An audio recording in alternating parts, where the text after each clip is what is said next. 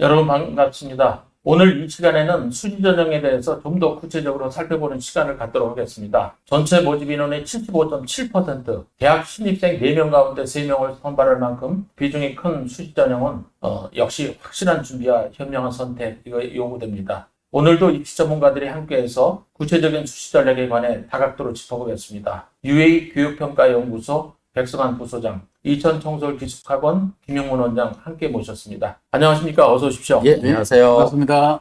수시 전형은 올해도 크게 세 가지로 나눠서 치러집니다. 학생부 교과 전형, 논술과 면접으로 치르는 대학별 고사, 그리고 학생부 중에서도 비교과로 우선 평가되는 학생부 종합 전형이 그겁니다. 그런데 교과 성적이 평균 2등급 이내에 드는 수험생은 교과 전형을 비롯한 세 가지 전형 모두를 지원하게 되는데, 교과가 그 수준을 벗어나는 수험생은 굳이 이 교과 전형을 지원할 필요가 없죠. 그래서 나머지 두 개의 전형을 지원하는 것만으로 충분합니다. 자, 백성환 부소장님. 네. 이 원칙은 올해도 그대로 적용된다고 봐야 되겠죠? 예, 그렇죠. 일반적으로 이제 학생부 교과 전형 같은 경우에는 이제 합격하는 학생들의 점수가 대부분 정해져 있고 예전 입시 결과가 나와 있으니까 그 선에서 합격자가 결국은 정해진 경우가 상당히 많습니다. 따라서 상위권에 있는 학생들 같은 경우, 즉 서울 소재에 있는 대학 같은 경우에는 최상위권은 2등급 이내 정도 수준, 그리고 서울 소재의 마지막까지는 3등급 초반까지가 되지 않을까 생각이 들고요. 그리고 3등급에서 4등급 사이에 있는 학생들 같은 경우는 대체적으로 지역 거점 국립대와 그리고 지방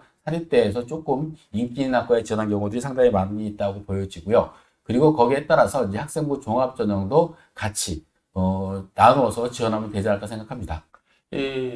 수험생들이 지금 수시를부터 이제 우선 선택하는 이유는 똑같은 수험생이 이제 수시와 정시를 도전했을 때 정시에서 지원할 수 있는 대학과 학과 수준 이상의 것을 이제 수시에서는 그 이상 갈 수 있다는 장점 때문인 걸로 압니다. 그 입시 전형 때 이제 상담을 하다 보면은 여기서 이제 학생들이나 학부모님들이 그 자체를 너무 지나치게 생각해가지고 최저만 맞추면은 무조건 대학 갈 수 있지 않을까. 네. 이런 경우를 해서 이제 좀 안타까운 경우들이 있었는데, 자, 올해 또 이제 수시 전형은 재수나 삼수를 하는 수험생들에게도 충분히 활용될 수 있는 좋은 계기가 됩니다. 김영문 원장님, 현재 학원에서 재수 중인 수험생들 역시 충분히 활용할 준비가 되어 있습니까? 정시를 중심으로 하지만 사실 수시에 대한 관심이 많기 때문에 저희 이천청솔 기숙학원에서도 수시에 대한 그런 대비를 충분히 하고 있습니다. 우선 크게 나눠가지고 이제 교과 쪽하고 그 다음에 논술인데요. 저희 학원은 이제 2월 정규반 입소 때 의무적으로 개인 생활기록부를 받습니다. 이것을 기초 자료로 해서 3월달, 4월달, 5월달 모의고사 볼 때마다 상담실에서 진학 담당 선생님이 늘 수시에 대해서 진학 상담을 하고 있고요. 특히 청솔학원의 우리 부설인 김영근 입시전략연구소장님이 또 이 기초 자료를 가지고 충분히 연구를 하셔가지고 수시에 합격할 수 있는 이런 학생들에 대해서 정확한 분석과 데이터를 냅니다. 그리고서 6월 교육평가원 시험이 끝나면은 1차 수시 상담을 합니다. 학생들한테 수시 원서 양식을 주고요. 일단 받아가지고. 그래서 1학기 때에 이미 끝나는 6월 달에 이렇게 상담을 해서 2학기에 수시 때까지 어떤 방향으로 공부할 것인지를 이렇게 진학 지도를 하고요. 2차는요, 9월 달, 즉 9월 1일 날 보는 교육평가원 시험을 기준으로 해서 가채점한 결과를 가지고 2차 상담을 하고, 그리고 자소도 작성하고 해서 2차에 이렇게 면접이나 모든 것을 다시 한번 훈련을 시키고 자소도 다시 한번 저희들이 도움을 좀 주고 그리고 수시 접수를 하거든요. 이렇게 학원에서도 충분히 그렇게 대비를 해주고 있고요. 특히 논술 같은 경우는 이미 3월 달부터 수리 논술 같은 경우는 정규 수업에 또는 인문계 논술은 또 따로이 돌출로 시간표를 배정해 가지고 준비를 해주고 있습니다. 그래서 2학기에 가게 되면 인문계 논술 학생들이 꽤 늘어나더라고요. 저희 학원의 형태를 보게 되면요. 그래서 상하 두 반으로 나눠가지고 상위권 반, 중위권 반 이런 식으로 나눠가지고 수업을 하고 있고요. 그 다음에 수리 논술도 2학기 때 좀 늘어나는 양상입니다. 그래서 수리 논술도 두 반으로 나눠가지고 이렇게 대비를 해주고 있습니다. 네, 지금은 수시 2부 순서입니다. 그래서 이 코너에서는 학생부 교과 전형 그리고 논술 전형에 대해서 좀 더 구체적으로 살펴보도록 하겠습니다. 우선 교과 전형부터 백 소장님께서 특징과 규모를 설명해 주시죠. 네.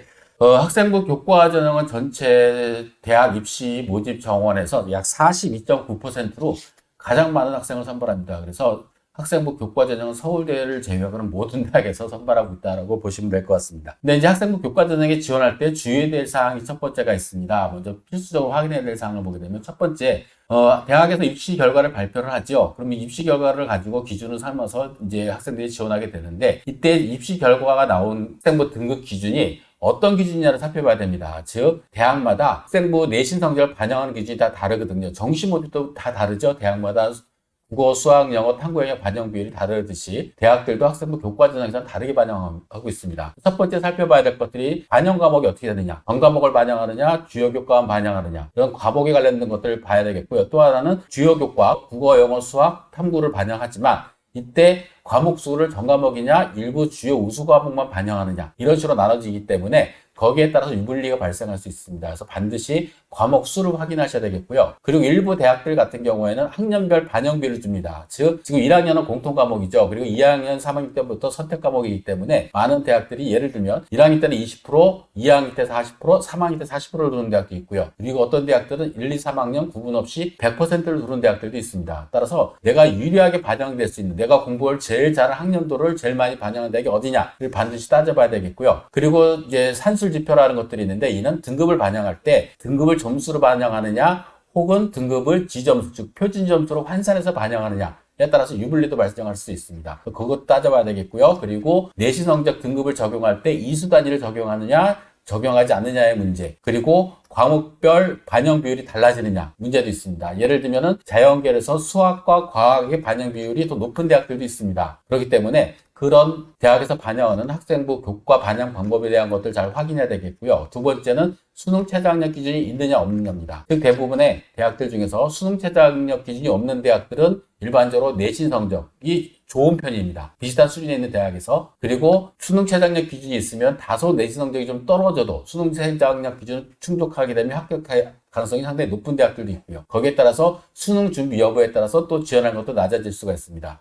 또 하나 이제 가장 중요한 팁 중에 하나인데, 학생부 교과 전형은 경쟁률이 상당히 낮습니다. 따라서 이 학생부 교과 전형에 지원 학생들은 타 대학으로 이동률이 상당히 높은 편입니다. 즉 내신 성적이 좋기 때문에 타 대학의 학생부 종합 전형에 더 좋은 대학에 지원할 수도 있거든요. 그러면은 증복 합격 때문에 빠져나가기 때문에 내신 성적이 조금 떨어져도 추가로 될 확률이 많고, 특히 올해 같은 경우에는 이제 신설된 교과 전형을 신설한 대학들이 많기 때문에 그런 현상이 더 많이 늘어날 것으로 예상이 들고, 또 하나는 정시 모집이 40% 정도를 반영하는 대학이 16개 대학이 있죠. 그리고 서울 수도권은 30%입니다. 그래서 예전보다 늘어났기 때문에 대학들이 상당히 정시 모집에 부담감을 느껴서 수시로 많이 최대한 선발하려고 하고 있기 때문에 올해 같은 경우 학생부 교과 전형을 잘 활용한다면 올해 최대의 틈새 전략이 되지 않을까 생각합니다. 예, 상세한 설명 고맙습니다. 자, 이로써 교과 전형에 대한 궁금증, 완전하게 풀리셨을 좀 있습니다. 덧붙여서 제가 그 교과 전형에 대비할 합격의 팁 하나만 드리죠. 대개 이제 대학들은 이 교과 전형의 결과를 저마다 홈페이지에 공개를 하고 있습니다. 대개 합격자 70%의 교과 등급 평균하고 표준 편차를 공개하는데, 이 등급의 평균에다가 표준 편차를 더한 수치 이내에 만약 자신이 교과 등급이 포함이 된다면 이건 합격 가능성이 아주 무지하게 높다, 이렇게 볼 수 있습니다. 뭐 이 정도면 특별한 상담이나 조언자가 없어도 지원이 가능하고 합격을 기대할 수 있다고 봅니다. 자, 그럼 이제 다음으로 부소장님, 네. 올해 논술 전형은 어떻습니까? 논술의 계획에 대해서도 설명 부탁드립니다. 예, 지금 논술 전형은 교육부 정책위에서 점차 인원이 축소되고 있는 추세입니다. 그런데 올해 좀 특징적인 게 있죠.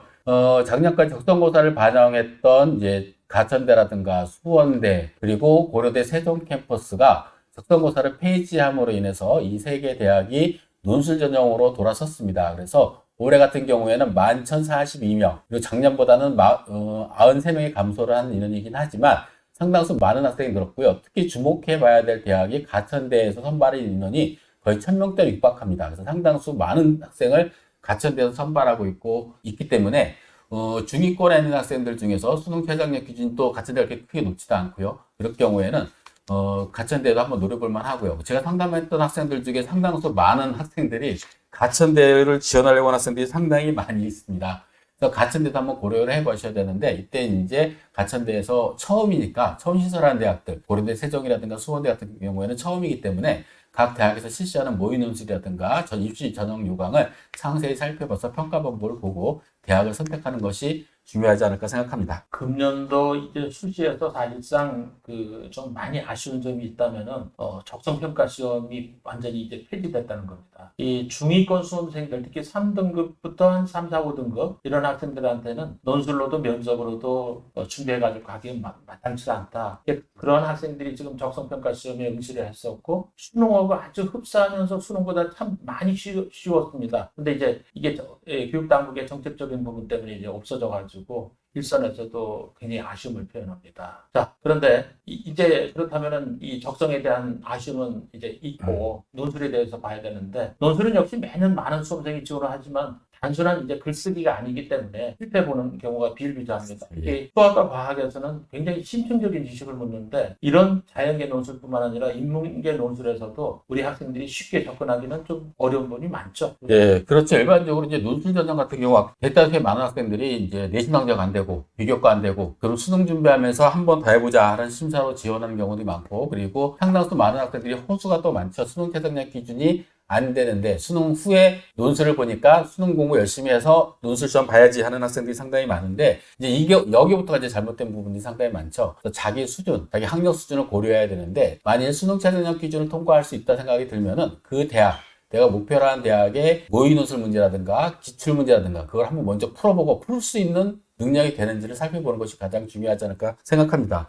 특히 이제 인문계 논술 같은 경우에는 이제 서술형으로 많이 써야 되기 때문에 일단 글쓰기 연습과 그리고 논술 유형에 대한 연습이 상당히 필요할 것 같습니다. 그래서 대체적으로 보면 자연 인문계열 같은 경우는 제가 볼 때는 조금 논술 준비하게 되면 학원을 좀 다니는 것이 안 다니는 학생보다 좀 유리하지 않을까 생각이 들고요. 그리고 또 하나 이제 만약 학원 다니기 쉽지 않다 그러면은 내가 목표로 하는 대학의 모의 논술 문제 그리고 기출 문제는 반드시 한번 살펴봐야 되겠고 또 하나 꼭 봐야 될 것들이 선행학습 영향평가 보고서입니다. 해마다 대학들이 발표하고 있기 때문에 지원하고자 하는 대학의 홈페이지 입학처 홈페이지에 들어가시면 자료가 있으니까 반드시 한번 확인해 보셔야 될 것 같고요. 자연계 논술 같은 경우에는 인문계 논술보다는 훨씬 더 심플하죠. 수리 논술과 과학 논술 중점적으로 많이 보기 때문에 수학 성적이 우수한 학생과 과학 성적이 우수한 학생들이 상대적으로 많이 유리한 편입니다. 그리고 또 하나가 이제 수리 같은 경우에도 일반적으로 수능보다 약간 어려운 문제를 많이 출제를 하는데 대체적으로 이제 학교 수준에 따라서 문제가 달라질 수 있으니까 주의를 하셔야 될 것 같고요. 또 하나는 최근에는 공과대학을 중심으로 과학 논술은 조금 폐지를 하고 수리 논술만 보는 대학들이 상당수 많이 증가를 했습니다. 따라서 각 대학들이 실시하는 수리 논술과 과학 논술에 관련된 부분도 반드시 확인하고 하셔야 되겠고 그리고 반드시 그 대학에서 출제된 모의 논술이라든가 기출문제, 선행학습 영향평가 보고서는 반드시 확인하고 시험 보시는 것이 상당히 유리하지 않을까 생각합니다. 네, 역시 논술은 그 기출 문제를 풀어보는 것 그리고 올해 이제 4월부터 6월 사이에 서울에 있는 몇몇 대학들이 이 모의 논술을 직접 실시를 했고 또 성균관대학 같은 경우는 거기서 이제 그 작성문이 아주 좋은 학생들 이런 내용들을 이제 예시 답안으로서 이제 공개도 하고 있습니다. 그런 부분들을 이제 함께 준비하는 게 필요하다고 봅니다. 그리고 무엇보다 이제 인문계 같은 경우는 지문하고 조건이 함께 나오니까 그 물어보는 것에 답하는 것이 중요하다. 그런 말씀이 되겠죠. 자, 국어를 지도해 오신 우리 김 원장님께서는 아주 전문의이신 걸로 압니다. 짧은 시간 동안에 이 글쓰기 능력을 대폭 끌어올릴 수는 물론 어렵겠지만 그래도 글쓰기 능력을 향상시킬 수 있는 방법, 이 수험생들한테 좀 팁을 좀 주시죠. 네, 사실 논술 그러면 이제 자연계 논술도 있고 인문계 논술도 있는데 저는 어차피 이제 뭐 국어 선생님이기 때문에 인문계 논술을 오랫동안 바로 강남 대치동에서 많은 학생들을 꼭 지도를 많이 해왔습니다. 그런데 글쓰기 능력이 뭐 하루아침에 성장되는 건 아니겠습니다만 꾸준히 가장 제가 부탁하고 싶은 것이 뭐냐면 글을 읽고 요약하는 그런 훈련을 많이 해야 됩니다. 여러분이 글을 읽고 그냥 놔두지 말고 그것을 자세히 분석해가지고 이렇게 요약하고 그러면은 사실 국어에서 독서 능력을 함양하는 데도 굉장히 필요하다고 보거든요. 그런데 이 글쓰기 능력이 하루아침에 안 된다 하지만 결국은 성적이 좋은 학생, 특히 자연계에서는 이제 아무래도 수학 성적이 좋은 학생들이 수리 논술을 작성하는 데 좀 유리하겠죠. 그러나 인문계 논술에서 국어 성적이 좋다고 해서 논술을 잘 쓰라는 법은 없습니다. 왜냐하면 채점 기준을 한번 살펴보면 첫째가 뭐냐, 가장 중요한 것이 출제자가 뭘 의도하는 걸 알아야 됩니다. 옛날에 간단하게 단독 과제형 같은 경우는 뛰었는데 지금은 모든 게 자료 제시이기 때문에 그 출제 의도를 파악하는 게 만만치가 않습니다. 그래서 그 의도대로 써야 되는데 그 주제를 떠나가지고 엉뚱한 방향으로 글을 쓰는 학생들이 많습니다. 특히 어떤 경우를 또 저는 경험을 많이 하냐면 평소에 시험 보기 전에 비슷한 그런 논제를 가지고 글을 썼는데, 막상 이게 시험에 비슷한 논제가 나온 겁니다. 그러면은 평소에 연습했던 걸 그대로 그냥 써놓고 자기는 굉장히 만족합니다. 하지만 이건 이미 주제 명료성이나 출제자의 의도에서 벗어난 글이죠. 그래서 글을 잘 쓰는데 가장 중요한 것은 연습도 많이 필요하지만 실제 이것은 시험이기 때문에 출제자의 의도가 어떤 의도인지 주제의 명료성을 굉장히 여러분이 신경을 써서 봐야 할 것이고요. 그 다음에는 이제 한 가지만 더 말씀을 드리면 한국 학생들한테 가장 안 되는 것이 뭐냐면 70% 이상의 근거 제시입니다. 여러분들이 또 이제 그 수능이 되면서 국어에 대한 어떤 비유나 독서나 이런 거 하면서 책을 상당히 많이 읽고 또 기출문제를 많이 풀다 보니까 배경지식, 즉 스키마는 상당히 많습니다. 그런데 이것을 자기 주장으로 또는 자기 체험으로 이것을 근거를 확실히 제시해야 되는데 그냥 근거라고 제시하는 게 남의 주장이나 남의 이야기를 갖다 근거로 제시하는 경우가 너무나 많습니다. 그래서 항상 논술을 채점한 그 교수님들의 마지막에 그 이야기가 70% 이상이 근거 제시가 불명하다는 거. 여기에 항상 중점적으로 여러분이 평소에도 그렇게 훈련을 해야 할 것이고요. 특히 5월달, 6월달 되게 되면 각 대학마다 모의논 술이 나오거든요. 이걸 꼭 풀어보는 건 정말 중요하다고 봅니다. 또한 저희 학원에서도 이 논술을 위해서 3월달부터 1년간 대회를 쭉 해오기 때문에 각 학원에서 공부한 학생들이 그 선생님들의 개인 첨삭이나 이걸 믿고 여러 번 반복하는 것이 가장 좋다고 생각합니다. 역시 전문가답습니다. 자, 올해 논술 전형에서는 건국대, 연세대, 한국대 이런 대학들이 이제 논술만으로서 100% 선발합니다. 그러나 나머지 대학들은 최소한 이제 60% 이상 논술을 반영하는데 이 논술 말고는 이제 나머지는 모두 학생부 성적으로 반영하는 셈이죠. 하지만 논술 전형의 당락은 절대적으로 논술고사가 좌우한다 이렇게 볼 수 있습니다. 물론 많은 대학이 수능 성적을 최저학력 기준으로 적용하고 있기 때문에 수능 대비에도 소홀함이 없어야 되겠습니다. 자, 오늘 좀 더 보충적으로 말씀 주시죠. 네. 사실 수능 최저점을 위해서 수능 점수가 정말 중요하죠. 근데 지금 소장님 말씀대로 논술은 역시 논술입니다. 왜냐하면 논술 전형으로 대학을 가겠다고 하면은 역시 글쓰기에 그런 여러 가지 훈련과 그런 탁월한 능력이 있어야 되죠. 왜냐? 홍익대 같은 경우는 논술로 무려 90%를 학생 뽑습니다. 나머지는 이제 학생부나 종합전형이 되겠죠. 그렇기 때문에 역시 논술이 훨씬 비중을 차지한다는 거죠. 그리고 모든 대학들이 60% 밑으로 논술을 그 비중을 두는 학교가 없어요. 그만큼 대다수의 모든 그 대학들이 60 아니면 70% 이상이 다 논술에 강점을 두기 때문에 역시 글쓰기에서 여러분이 노력을 많이 해야 할 것입니다. 보통 지금까지 입시를 보면 논술 전형에서 우리가 이제 최상위권 내지는 이제 상위권 대학이라 하는 대학들, 이 대학의 지원자들 가운데서 약 50%가 논술에서 이제 수능의 최저 학력 기준을 채우지 못하고 떨어집니다. 그래서 결국 이제 경쟁률이 이제 절반으로 줄어드는 거죠. 그 다음에 이제 그 밑에 있는 그룹에 있는 대학들 같은 경우는 거의 60에서 70%가 사실 자격 미달입니다. 그러니까 최저 학력 기준을 못하는 경우죠.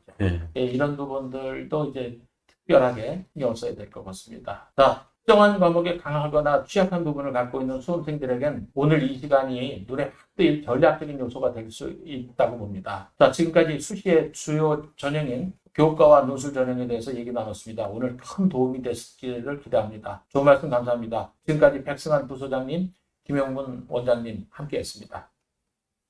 고맙습니다.